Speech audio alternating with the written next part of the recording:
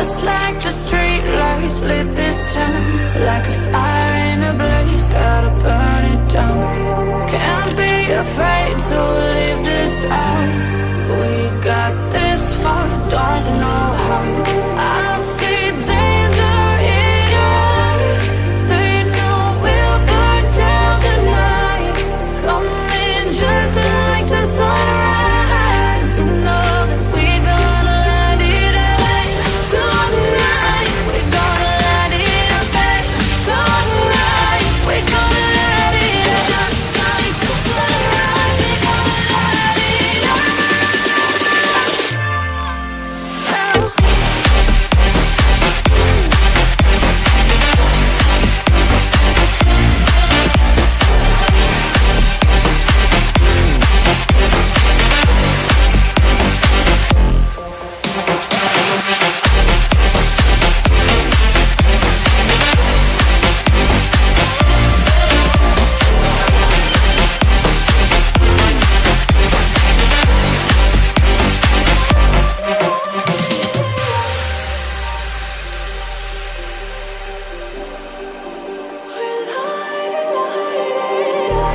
Just like a spark that's breaking out.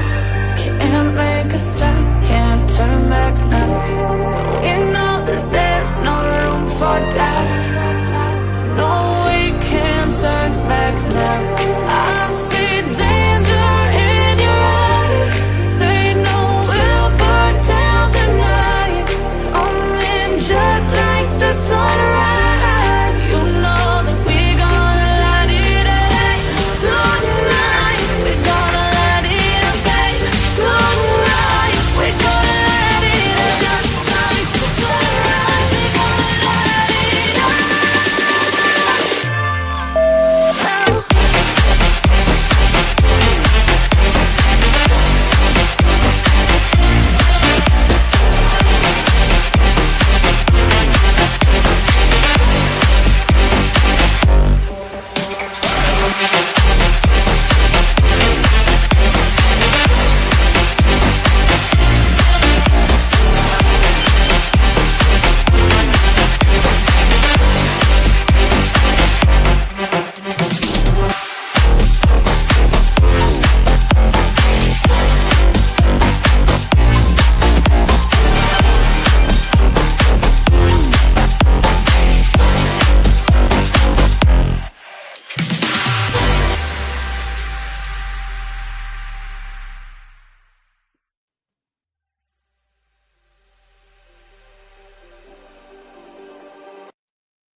Well, maybe I'll get it right.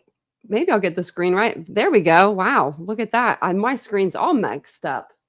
It is all mixed up. There we go. Now I'm like full screen. Look at this. This is weird. They have like a new StreamYard has something new going on. So just bear with me. But if you're new to the channel, hello, hi, and welcome. If you're not new to the channel, hello, hi, and welcome. Welcome to everybody. I'm not going to go through everybody's name tonight. Well, yeah, maybe I will. My voice is a little sore still. I don't know what was wrong with me. I still don't know what's wrong with me. But remember the other night how I told you I never get sick? Yeah, well, your girl has been feeling down. Hey, Ladybug. Hey, Ashley. Hey, Ozzy. Hey, Frenchie. Always using the old autism defense. As somebody that is autistic, I take offense to that, you know? Hey, Mary Beth. Hey, Warflare. And so we don't have the actual paper, like the court documents haven't dropped yet, but we have where we can see where they're going to be dropped very soon. I would say probably by tomorrow. Hey, Mr. Rosebud. Welcome in, everybody. It's good to see you guys. Hey, Mandy. Hey, Catherine. Hey, Lisa. Hey, Extreme Blonde.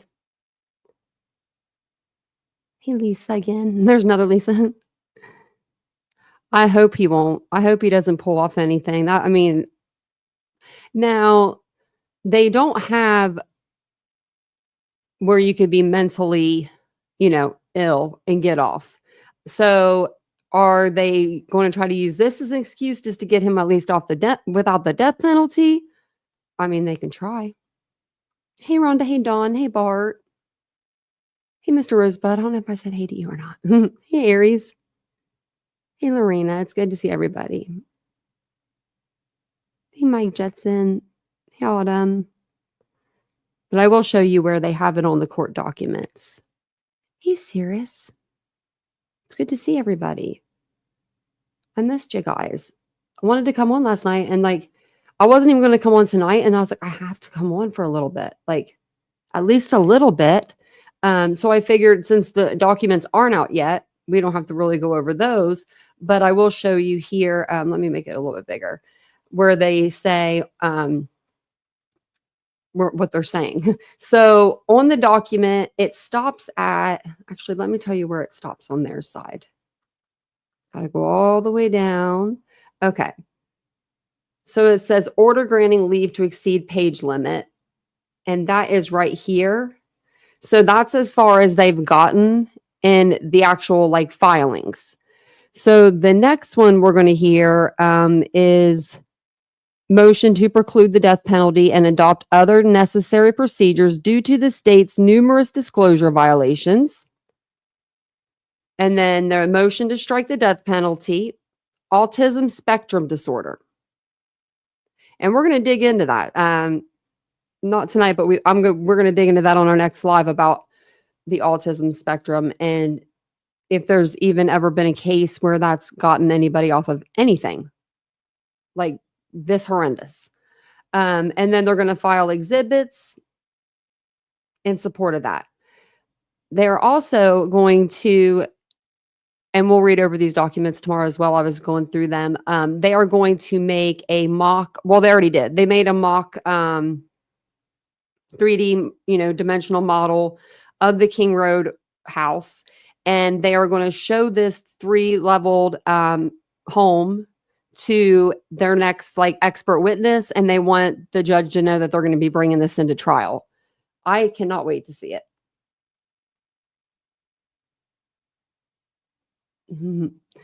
So let's see here. Where are we going to go next? We're going to go over to Nancy. So I was sitting, just trying to sit still today. I could not sit. I'm not a sitting still kind of person. So for me to not feel good, it's and I should rest. I don't want to do that. So, I was like, "Oh, I got to get up." So I kept getting up and then I would sit back down and get back up, sit back down. So hopefully by tomorrow I'll be back to my normal, my normal me. Administrative defense said I would say his formal drug use had more negative effect on his actions than autism. Yeah. And I wonder if this might be ignorant, but I wonder, I know that there's rugs out there that can cause you to have like developmental defects or mental, disabilities or whatever you want to call them. I'm wondering if not autism itself, but autistic type of traits could be something from his prior rug use. Do you know what I mean? Sensory issues maybe, or something like that. I don't know. I'd have to read into it more, but I'm wondering. Hey, Rhonda. Again. Hey, KJ. So I think what they're trying to do is they're trying to just get him off of I think they're trying to first to just work on the DP and then after that work on the next step. But I don't think that they're going to be able to get him off of the death penalty. Do I think losing his TA position triggered him? Maybe. But I would say no. I would say he was going to do, I believe, what he was going to do regardless. He was, I think that he felt like maybe being more out there in Washington, it wasn't like his backyard to where, you feel a little safer because you're further away from home. Who knows? I know that I'm here and I'm ready to learn about it though. And I'm so excited we're getting some new information. This ain't the same old regurgitated stuff that we've been, talking about for ever. I wanted to actually share this with you guys first, this article. So that way we can kind of get caught up to where we're at now. But it says police found blood on a handrail at the home of the 4 Idaho student murder victims and more on a glove outside. The samples came from 2 unidentified but different men. Prosecutors say those samples shouldn't come into play at trial if the defense intends to argue that they suggest a mystery man stabbed the undergrads to death and not the defendant. Idaho prosecutors are asking a Boise judge to block Bryan Kohberger's defense from arguing an alternative perpetrator theory unless he first proved its relevance to the case under the state's rules of evidence. And we'll go over those documents tomorrow. I went over some of these today. I read them to myself. Kohberger is accused of unaliving 4 University of Idaho students in a 6-bedroom house on King Road, just steps away from campus. The victims were known to host parties, some of which resulted in police calls and body cam video. There were 3 housemates, Madison Mogan, 21, Kaylee Concavez, 21, and Xana Kernodle, 20, and Kernodle's boyfriend, Ethan Chapin, 20, who lived at the Sigma Chi fraternity house about 200 yards away but was spending the night. All 4 have been killed by multiple stab wounds. Investigators have argued that the unidentified blood samples from the 2 unknown males don't matter as much as the knife sheath found under Mogan's body. Prosecutors alleged it had Kohberger's DNA on the snap, and she was killed next to Concavez. The state respectfully submits that the defendant should be precluded from offering or arguing alternative perpetrator evidence without first meeting the relevance and admissibility thresholds of Idaho rules of evidence. And that's what Latah County Prosecuting Bill Thompson wrote in a court filing last week, made public Tuesday. Those rules govern the relevance and admissibility of evidence. It says Thompson cited an Idaho Supreme Court decision that found if the defendant proffers evidence which merely tends to mislead the jury that another person committed the crime, or the evidence is not relevant because it does not tend to make the defendant's involvement more probable or less probable, then it is within the trial's court discretion to find the evidence inadmissible. Mere interferences that another person could have committed the crime will most likely not be relevant.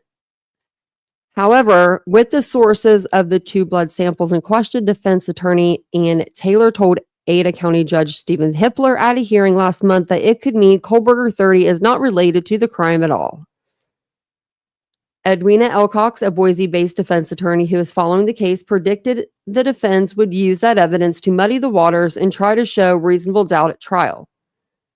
Kohberger's highly anticipated trial is scheduled to begin August 11th. He could face the death penalty if convicted.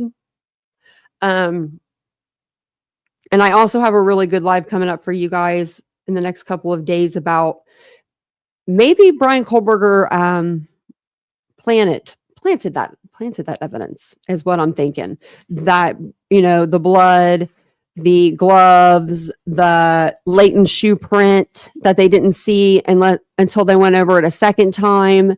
I feel like those are things that somebody would know that maybe when it was in forensics, or maybe somebody that had a mock murder house at their disposal when they were in school.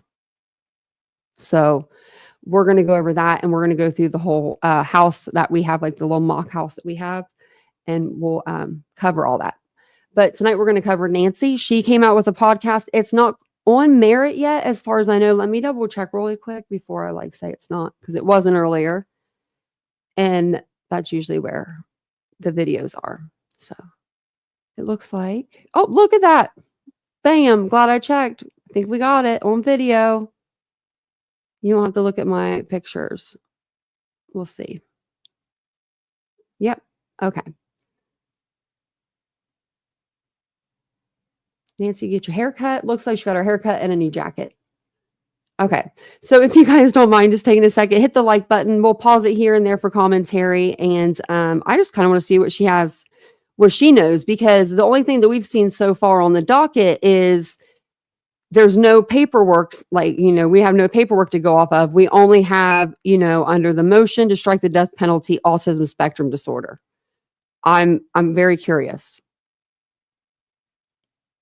tonight, a shock Kohberger claim that an eyewitness says the killer fled the murder scene with a handheld vacuum.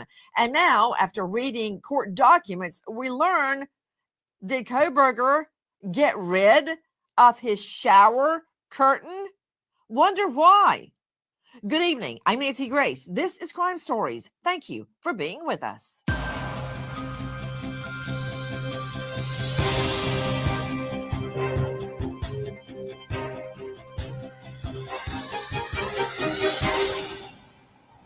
Just around 3 a.m., and a man named Bryan Kohberger was taken into custody.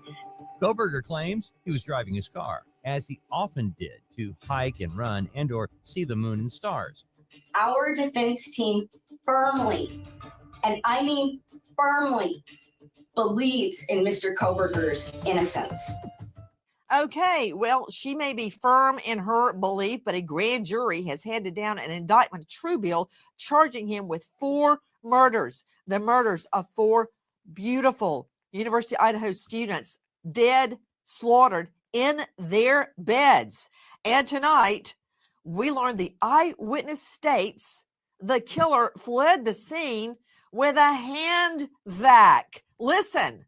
Hippler's ruling also revealed new details of what surviving roommate Dylan Mortensen saw the night of the murders. In the closed-door hearing, the defense attempts to argue Mortensen's account is unreliable, and while the judge agrees Mortensen was likely drunk during the murders, he points out that her statements to police were very similar each time, and other evidence corroborates what she witnessed.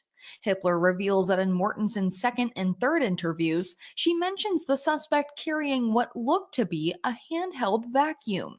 Oh, according to reports, that is so Kohberger with a handheld vac. Who else would do that? Now, Okay, I said the same thing, but that's not like a handheld vac. Those are like vacuum cleaners. If he was whole, I mean, what would you vacuum up? Like, really, I mean, like your hair, you're not going to see where that fell, in a dark room. I'm pretty sure he didn't turn on the light whenever he, went into these rooms. I don't know. I don't know what the handheld vac thing is. I think it's more of maybe like a vacuum bag. I don't know. We'll find out though. You think it might have been a bag too, Ozzy? See, me and you are on the same level. I feel like with this case, we've been on the same level. Yeah, I think it's more of like a vacuum sealed like that bag. Now, guys, let me go straight out to Hermania Rodriguez joining us, chief U.S. reporter with dailymail.com and host of Welcome to Magaland podcast. No politics on Crime Stories, okay? No crime victim is a political football. So everybody keep your politics to yourself. Back to the hand vac. Hermania, what do you know? That's right. These new court documents are offering new details about the investigation that led police to Bryan Kohberger. We know that there were surviving roommates that were in the house, and one of them said that she saw a bushy-eyed man. We know Kohberger's eyebrows have been a topic of debate after this surviving witness said they saw a white, tall man with bushy eyebrows. Now we know that she also said in following interviews that he was carrying Okay, that's bushy. Wait a minute. Hermania, look. Okay, hold it. That is bushy. Go ahead. Correct. That has been a topic of discussion, and that part of the witness's testimony has never changed, the description of what the suspect looked like. However, it appears that in her initial interviews, she hadn't mentioned the handheld vacuum. Now, we know that this witness has said her mind wasn't clear, that she was kind of in a dreamlike state. Of course, Kohberger's team of lawyers have gone after this young woman's credibility, saying that what she is saying cannot be trusted because she admitted to being in a not clear state of mind. Now, the judge said that even if... Put Hermania up. Put her up. Hermania, I asked you about the handheld vac. And so far, what I've heard is everything wrong with the eyewitness's statement. Can you tell me about the vacuum? I'll give Dubé a chance to slice the poor witness to shreds before I sew her back together again. Vacuum, Hermania. Right. So as I said, the surviving roommate said she saw the suspect, bushy eyebrowed suspect, leaving with a handheld vacuum. She also had said, as we already knew, that the suspect said something like, "I'm here to help." Okay, just think over the next day or so. What would look like a handheld vacuum in the dark? That's your homework. I'm giving everyone homework because I'm going to think about it too. Because I'm wondering if it's something else. Before he exited their home through a sliding door quietly. This witness has said she then went back to sleep, wasn't clear on what happened, but she has repeated in several interviews this detail about the handheld vacuum. Well, obviously, it stood out in her mind. She says, "Oh, my stars. He had a hand vac." That's not the kind of detail you can insert into someone's memory. Okay, I need to shrink before Dubé jumps on this. Dr. Bethany Marshall joining us, a psychoanalyst joining us out of LA, author of Deal Breakers. You can find her at drbethanymarshall.com. You can see her now on Peacock. Dr. Bethany, it doesn't end there. Everybody on the panel, I want you to envision what you have in your closet, what you keep in the deep, dark recesses in the back of your closet. Okay, now listen to this. The defense also argues that Moscow PD failed to disclose that lab testing did not reveal any of the victim's DNA in Kohberger's car or apartment, but a search warrant return did list a vacuum canister having been removed from a closet in Kohberger's Pullman apartment, where investigators also found a black glove and receipts. Kohberger's shower curtains had been removed and all trash cans were empty. Wow, he's certainly the neat Nick. There's a lot there to dissect, but can we just talk about the fact that in his closet, in the back, dark, deep recesses of his closet, he has a vacuum canister, a spare. Do you have one of those in your closet by all your designer shoes, Dr. Bethany? I bet you don't. I do not. Nancy, you watching my show? Because I said this too. Can we talk about the killer with a hand vac? What does it say? Well, Nancy, we use hand vacs to clean things up, right? So obviously he was anticipating a messy scene and the fact that he would need to clean things up, or he was looking for tokens or fetishes or something he could suck up before he left, so he would have something to play with, toy with. But I think it's likely that it was just an instrument for cleaning after the commission of a crime, which obviously he got scared off and he didn't complete. No. I don't believe it was a vacuum. I mean, how dumb are we here? Like, seriously, if you think about it, you're going into a scene with a knife. Now, unless it's a wet vac, and I don't think he was picking up a big old wet vac and taking it out the door, why would he have a vacuum? Wait. Unless he wasn't using the vacuum cleaner to pick up evidence, but to just disperse evidence, like out of the canister. I don't know where he would have got the dirt from, because if he took it from his apartment, then it would trace back to him. But you know what I mean? Maybe something like that. I don't know. Okay, maybe I'm the crazy one on this panel, but I guess I have to spell it out for Joe Scott Morgan and Dr. Bethany Marshall, but I need the help of Dr. Monty Miller joining us, Director, Forensic DNA Expert Specialist in Forensic Science, Forensic Scientist for Texas Department of Public Safety, and it goes on and on. You can find Dr. Monty Miller at crimelabforensicdnaexperts.com. Dr. Monty Miller, okay. Address on the blackboard. Spell it out for me. Why would a killer bring a hand vac to a murder scene? Yeah, I mean, did he bring it or did he take it from there? Yeah, I mean, you would only bring it for, to clean up, to like vacuum stuff off of you. and things like that, so that you wouldn't leave it in your car. So he might have just brought his own and then kind of used it to clean himself up so that he doesn't leave a mess in his car. They didn't find anything in his car, and maybe because he cleaned up. Obviously. Pretty sure someone would hear a vacuum cleaner, even if it's a little one outside in the middle of the night. He took the hand vac to get rid of evidence. And no, he did not steal their vacuum cleaner. He took the vacuum cleaner with him. The only question is why? I'm going to give Joe Scott Morgan another swing at the ball. Be succinct.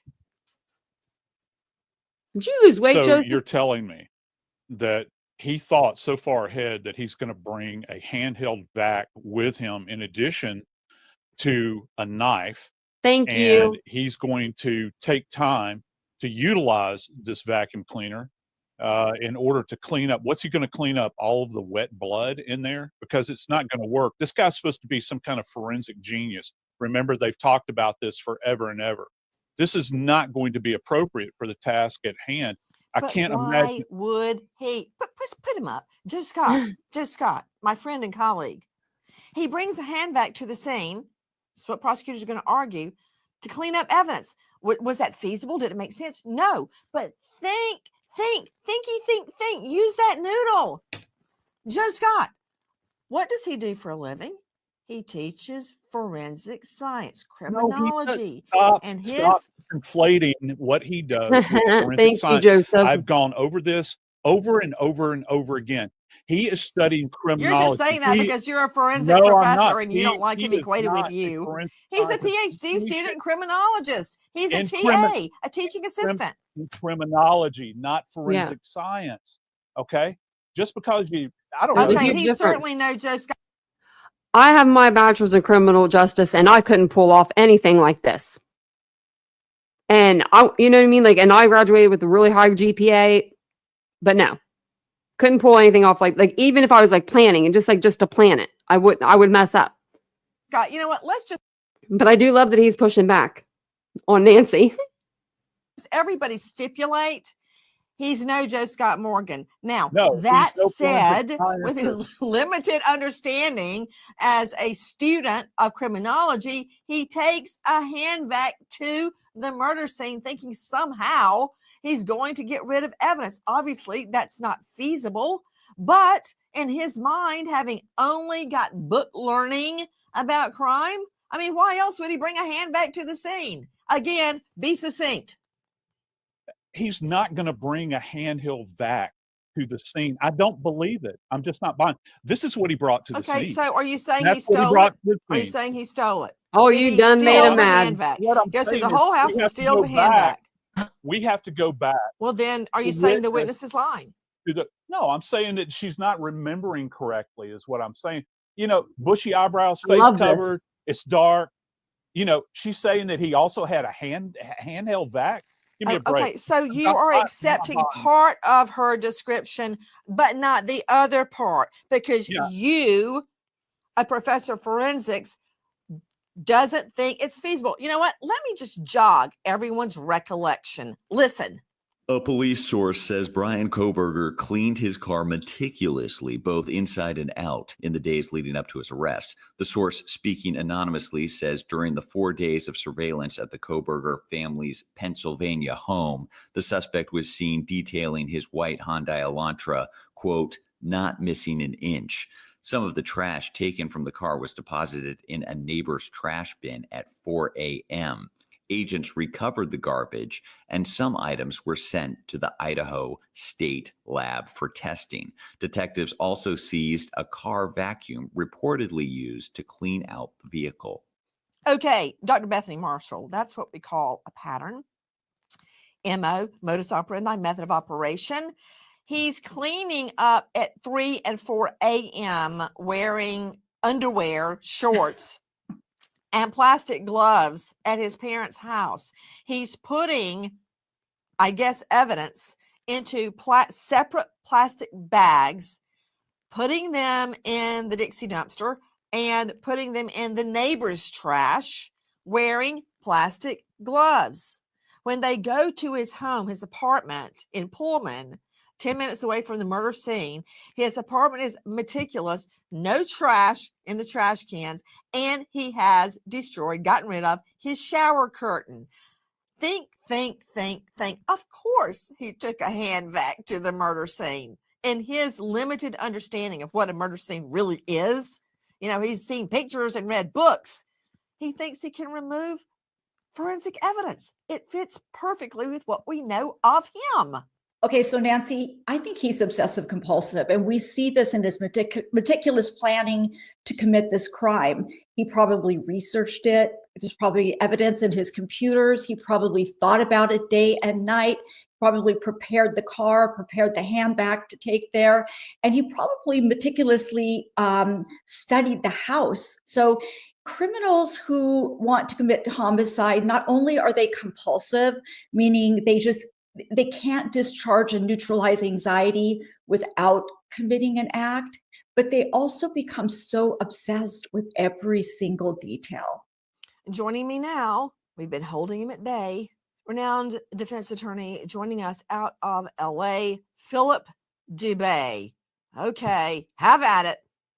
Have it what? I mean, listen, a lot of unsophisticated criminals think that a dustbuster is going to pick up all shedding, slough off, and trace evidence. It's ridiculous. It's not going to happen. You're going to leave behind minuscule pieces of hair follicles, skin follicles. You're going to leave behind dust, your own DNA, your own touch DNA. And to think that a dustbuster is going to clean up the scene is actually laughable. And frankly, this could support the argument that maybe he is a little on the spectrum, because his concept. Okay, so to make that argument, you have to admit he did the crime. If you're claiming some sort of a mental defense, the only way to do that under our American jurisprudence is to say, I did it, but I was insane. Okay, now under the spectrum does not rise to insanity. We all know that. Let's not mislead anyone regarding the definition of insanity in our country. So, of course, it's a given to everybody on this panel and probably all of our viewers that a hand vac is not going to get rid of evidence. The point is, a person obsessed with crime, a person that only knows about crime through book learning in a classroom, has never been to an actual murder scene, has no idea what that encompasses. A person that is anal compulsive, fastidious, that is known to vacuum excessively, even keeping an extra vacuum canister in the deep, dark recesses of his closet, would bring a hand vac to a murder scene. This is him, fitting him to a T. I don't understand the issue you guys are having. Chris McDonough, you're the homicide investigator. Is this making any sense, or am I just screaming out the window on 3rd Avenue here? Well, there's another possibility, Nancy. I mean, remember, whatever comes into that scene, there's a potential that it doesn't leave, i.e. cross-contamination. And so I'm with Doc Morgan on this one, to be honest with you, because the other possibility is we don't know if one of the victims picked up that hand vac and used it as a weapon of defense while they were being attacked. Okay, you've all gone insane.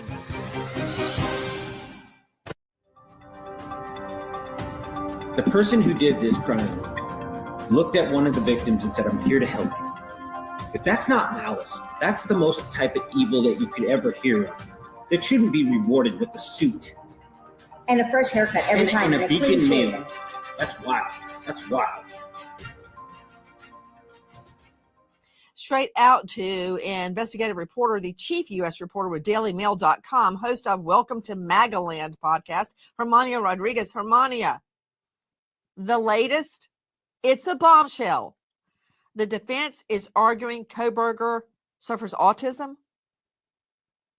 Yeah, it's truly shocking. They filed this motion on Monday. It's worth noting that this defense team has filed so many different motions and defenses that have delayed this case for years now. The latest, they are asking that prosecutors do not seek the death penalty because Kohberger, they say, it's on the autism spectrum. Again, this is the first time we hear this. We have never heard before that Kohberger is autistic. Now this is going to be another court fight, while I'm sure the prosecution asks for any evidence of this autism, as again, it has never been introduced to court before. In their motion, the defense has not filed any evidence, any testing to support this claim of autism, but they want the death penalty punishment dropped before the trial. Hermania Rodriguez, correct me if I'm wrong, but didn't the murders occur just before Thanksgiving break at University of Idaho, specifically November 13, 2022? Is that correct? That's a yes, no. That's all right. Okay, so Hermania, you're telling me it has taken from 11/13/22 to February 25 for them to determine that Kohberger is autistic? That's right, Nancy. It's a shocker. We have never heard this before from the defense team, as again, it's another motion that's going to delay things. Kohberger already had the district of his trial change, the judge change, and now the defense wants to start litigating at this point, years later, whether Kohberger is autistic or not. Straight out to psychoanalyst Dr. Bethany Marshall joining us from LA. Specifically, it stated a quote, motion to strike the death penalty regarding autism spectrum disorder that has just been filed by Kohberger's defense. I'd like you to weigh in, Dr. Bethany. Nancy, this is just a delay tactic. And one of the things we know about autistic individuals is that they notoriously lack insight into what is going on in the minds of others. They have a hard time reading social cues. But what we know about serial killers is that they are keenly interested in what goes on in the minds of others, stalking them, tracking them, and trying to instill fear and terror as they're killing them.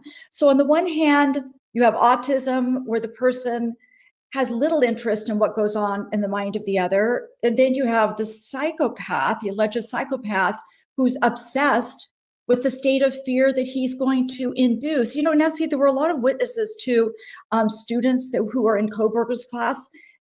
None of them said that he had Asperger's or autism. Well, what would be some symptoms or some indicators that he could be on the spectrum?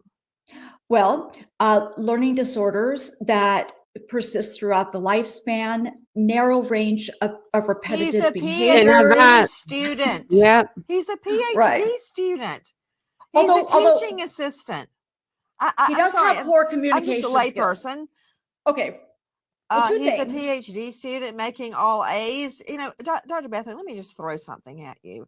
A few names. These are people that either discuss their autism, are suspected of autism, that they had autism, or who exhibit those symptoms. Okay. Albert Einstein, Anthony Hopkins, Elon Musk, Dan Aykroyd, Susan Boyle, Daryl Hannah, Tim Burton, Greta Thunberg, Bill Gates, Sir Isaac Newton, Emily Dickinson. Jerry Seinfeld has spoken about his experiences with autism and is an advocate. Bobby Fischer, the great chess champion, Charles Darwin, Courtney Love, Lionel Messi, Michelangelo, Mozart, blah, blah, blah. Andy Warhol. I mean, help me. Well, you know, Nancy, I will say that one of the symptoms of autism is an obsession or preoccupation with one single thing or set of things. Like an autistic child might pick up a train and just turn it over and over and over again in his hand and have no interest in the people in the room or social interaction or engagement. They just want that one thing. And it could be that his one obsession was these 4 students. He's a PhD student. Okay, brace yourselves. Out to Philip Dubé, veteran defense attorney. He's won a lot of cases in court. Dubé, he's a PhD student. He's making all A's. He's a teaching assistant. He teaches classes. How can this be? How can this be a defense? And it's my understanding in every jurisdiction in our country to launch a mental defense such as insanity or impairment, you must first admit you did the deed. You have to say, I did it, but I'm autistic. I did it, but I'm insane. That's correct. But first of all, Idaho abrogated the insanity defense. It doesn't even exist since 1982. So you can't even put that on. Having said that, whenever you're charged with capital murder, at least in the state of Idaho, you're on two tracks, the guilt phase and the penalty phase. Court-appointed counsel right now is working up both phases of trial. Their endgame, their agenda right now is to spare his life. It's clear from all their defeats in court that they realize that Bryan Kohberger is going down in the guilt phase. So right now they're trying to save his life. Back in, I think it was 2002, the U.S. Supreme Court held in U.S. v. Atkins that you cannot execute the developmentally or the intellectually disabled. Now, that does not mean that you have to be living with profound mental retardation or a profound disorder on the autism spectrum. The question is for the court and for the jury is, does he have a true concept of reality because of this type of learning disability? It only goes to mitigation to spare his life, not to guilt. To Chris McDonough joining me, founder of the Cold Case Foundation, former homicide detective with literally hundreds of death investigations under his belt. I found him on his YouTube channel, The Interview Room, and he has researched and investigated the Idaho slaves himself. Chris McDonough, let me just throw this at you, since my experts seem to ignore it whenever I say it. According to Hermania Rodriguez and the court filing, she's right. The defense is now filing motion to strike death penalty regarding autism spectrum disorder.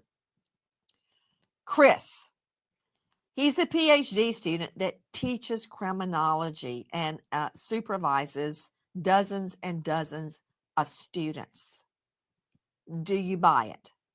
No, I don't buy it. And two words, right? Methodical control. It's not going to. I thought you were going to say BS. Go ahead. Well, and I'm about ready to get there.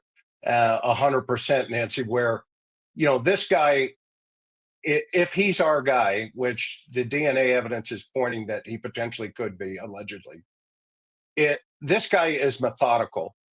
And that means, they're going to look at his state of mind from the prosecution side, as you know more than anybody. What's his evil intent here? Does he have an evil mind? And does he know that society, everything that he would do once he committed that crime, would be looked at through that lens? So I think he is playing a game here. And I think the defense attorneys are listening to what he's probably saying behind the scenes. It won't surprise me if he ends up in the courtroom really pushing his defense, and the defense basically just becomes, a sideline. You mean pushing the autistic theory and the defense to the murders becomes a sideline? Yes, exactly. You didn't get to the BS part. Well, I think he's in deep here, and I think the firing of his attorney recently. Remember, Ted Bundy did the same thing, and a Superior Court judge says, Mr. Bundy, you're so smart. You really had a opportunity of a future, and I would have loved to hear you defend other things in this court of law, but you took the wrong path. When you live in a small college town, it hurts to not know exactly. 4 students from University of Idaho murdered. One of the neighbors down there of the girls called and said, I want to tell you I'm a neighbor, and Kaylee and Maddie are both dead. Revelation. We now learn an eyewitness says the killer fled the scene of the Idaho slays with a vacuum cleaner. We assume that means a hand vac. Now, welcome to the crazy house, because I've got one guest claiming that he stole the hand vac from the victims. I've got another guest stating that a victim tried to fight off the killer with a hand vac. Reality check. This would not be the first killer that tried to sanitize a scene. Does anybody recall Fotis Dulos? Fotis Dulos, husband of missing Jennifer Dulos, takes an employee's Toyota Tacoma, borrowed without permission, to a car wash and detail shop to try to clean a brown-colored stain from the seats. Dulos tells the employee to replace the front seats, and he does, but keeps the originals, ultimately giving them to police. Police allege the stains were blood. He's not the only one. I assume you all remember the beautiful young teacher out of Memphis, Eliza Fletcher, out jogging, minding her own business. 4:30 a.m. was the only time she could work out because she worked and took care of children. Remember her killer? The man accused of abducting and murdering Eliza Fletcher is seen cleaning out his car just hours after the Memphis teacher disappeared. Video shows Cleotha Abston spending more than an hour in the passenger side of his SUV. A witness says Abston vigorously cleaned the interior of his car with a carpet cleaner. Fletcher's dead body was found close to where police said Abston is seen cleaning out his vehicle. I mean, it goes on and on and on. You've got Scott Peterson that suddenly cleaned the whole apartment, the whole home after he murdered Lacey and Connor. You've got Jodi Arias who cleaned up and even did laundry. Luckily, she left her digital camera in the washing machine, which revealed her foot by the dead body. But the cleaning, the obsessive cleaning, the thought that you can somehow wash away forensics, that doesn't happen, Joe Scott. No, it doesn't. I've held early on, and I've been proven wrong, I think, at this point in time, based on the evidence. I held that the car was going to be, quote unquote, a rolling crime scene, that it would be, there'd be so much transfer evidence in there because, having worked many sharp force injury related homicides over the course of my career, you've got 4 victims. There's no way that this individual could not have been potentially supersaturated with blood and transferred that evidence into the car. And right now that hasn't occurred.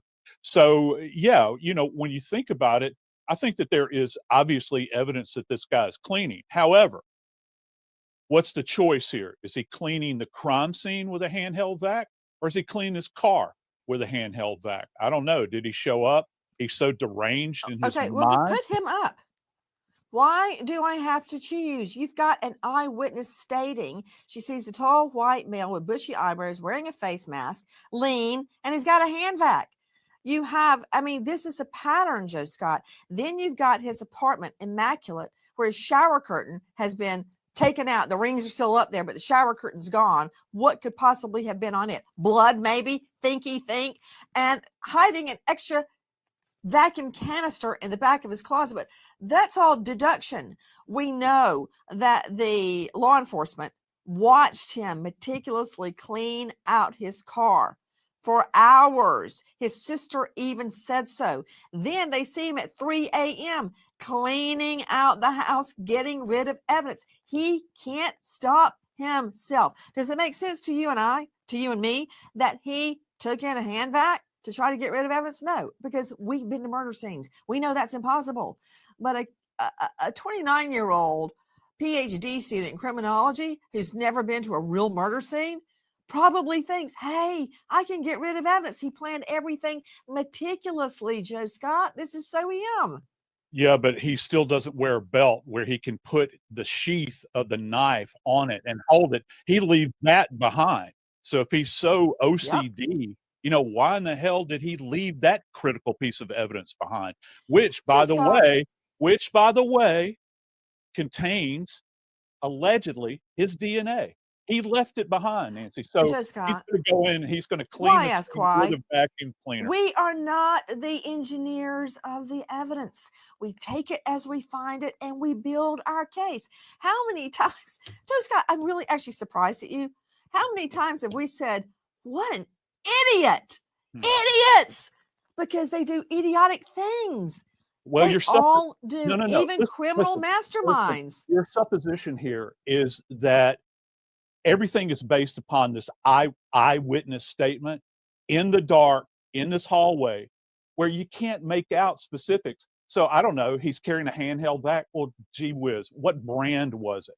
I don't know. I can't Okay, question imagine to this- you, Joe Scott. You're doing what Philip Dubé was doing earlier. That is, you're parsing, you're cherry picking the parts of her eyewitness testimony No. that you like. You're going to She's take being some. very Okay, so you want to throw out all of her testimony then? No, I want to know, where was the Oh, knife? you only all want to that keep the wrong? parts you like. No, it's not that I want to keep. I want to seek the Dang, truth in this Nancy. and what is available So for do us. I. And the witness says hand vac. You know what? Let's talk about the shower curtain. Can we talk about that? Yeah, Hermione absolutely. Rodriguez joining us, chief U.S. reporter, dailymail.com. Tell me about the missing shower curtain.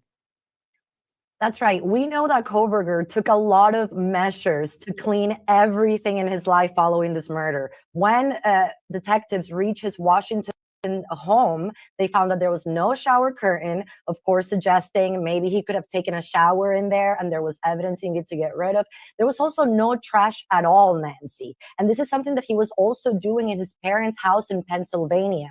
He was not throwing his own trash out. We know he was wearing gloves in his parents' house. So we know Kohberger tried to cover his tracks, which is why, as your guests are mentioning, there is a juxtaposition because he seemed to be so careful in some ways, or attempted to be careful, but then did things like leaving a knife sheath behind and maybe thinking he could clean up a crime scene with a handbag, which of course is absolutely impossible. And I think he should have known that as a PhD student of criminology. I mean, you may be able to pick up some hairs, but he must have expected that this scene was going to be bloody and that a handbag would not have helped.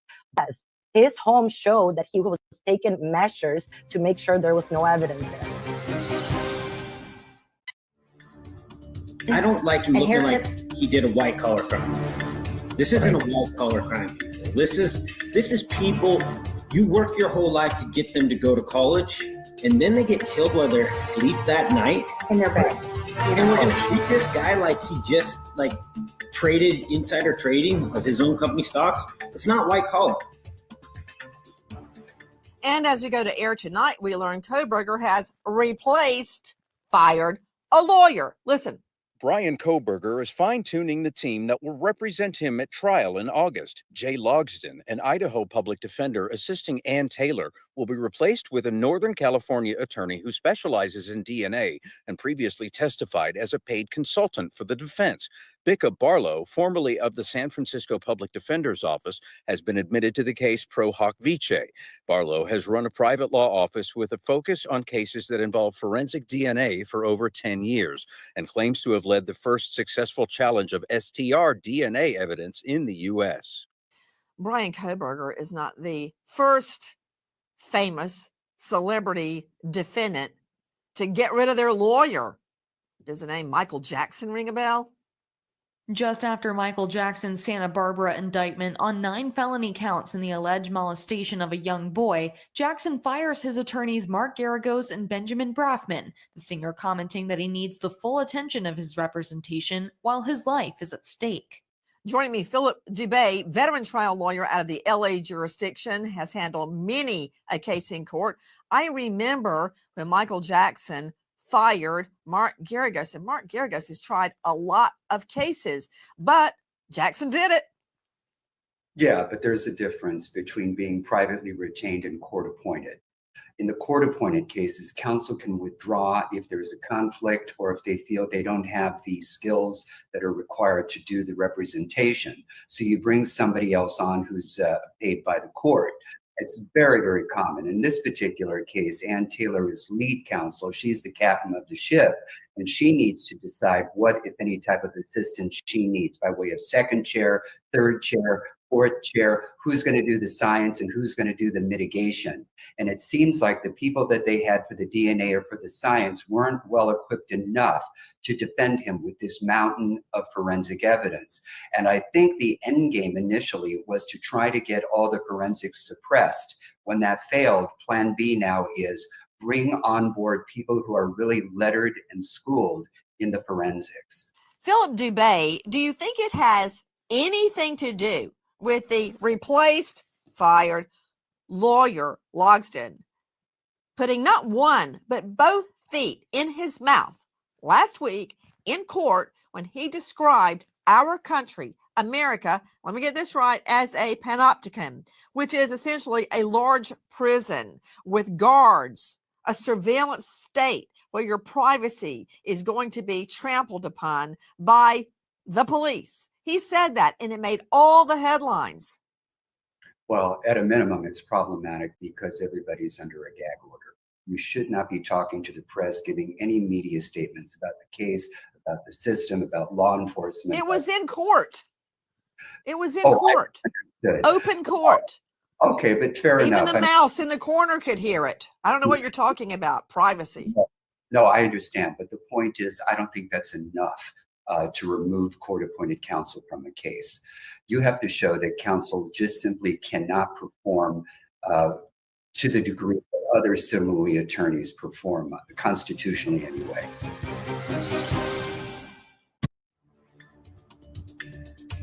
A million people can tell me, don't let it consume you. Be patient. Don't think about it. Just, but I am me. I can't. This is my daughter. This is her best friend. This is two other people. I can't stop just being consumed by it. In the last hours of bombshell, the defense now claims that they are advancing the theory that Bryan Kohberger, the PhD student, the teaching assistant in the criminology department at Pullman, is autistic. Hermanio Rodriguez, again, tell me about that claim. Right. So this is a new claim we had never heard before in the years we have been covering this case. And it's interesting that it comes right after the Kohberger defense team replaced one lawyer with another who's more focused on DNA. It also came after the judge said he was not going to throw out the DNA evidence obtained through genetic tracking. Now, Kohberger's defense has asked the prosecution to drop the death penalty, claiming that Kohberger is in the autism spectrum. Again, they submitted no evidence of this, no tests, no historical documentation of this diagnosis. So we are sure to see the prosecution now ask for evidence of this alleged autistic diagnosis. Dr. Monty Miller joining me out of Riverside, California, director, forensic DNA experts. Dr. Miller, again, thank you for being with us. Dr. Miller, the odds in this case that the DNA is incorrect, I mean, it's hard for a layperson to believe. I didn't believe the first time I used DNA, deoxyribonucleic acid, in court, but I had to check it, and it's correct. The odds are like 1 in 8 octillion that it could be anybody else's DNA but Kohberger's. Would you agree with that type of statistic in DNA analysis? The way I would do them, you end up basically with a number so big, just like that one, that says the DNA came from him. I mean, it's to that point where scientifically, logically, statistically, you've ruled out anything else. It really, unless somebody else's DNA matches him, and somebody else's DNA that matched him was left there and implicated him. And so the chances of that happening are just zero. Joe Scott Morgan joining me, professor of forensics, Jacksonville State University. Joe Scott, do you agree with Dr. Monty Miller? Those statistics are real? Yeah, I mean, 1,000%. And I have to tell you, no, he does not have an expectation of privacy relative to any of this biological evidence that they have collected. And they're trying to, essentially kneecap the evidence and how it was collected and how it was utilized in this particular case. And I think the defense realizes that this is a real uphill battle when you begin to consider the numeric values involved in this. So, Philip Dubé, veteran trial lawyer, joining us out of LA. Bottom line, the DNA is irrefutable.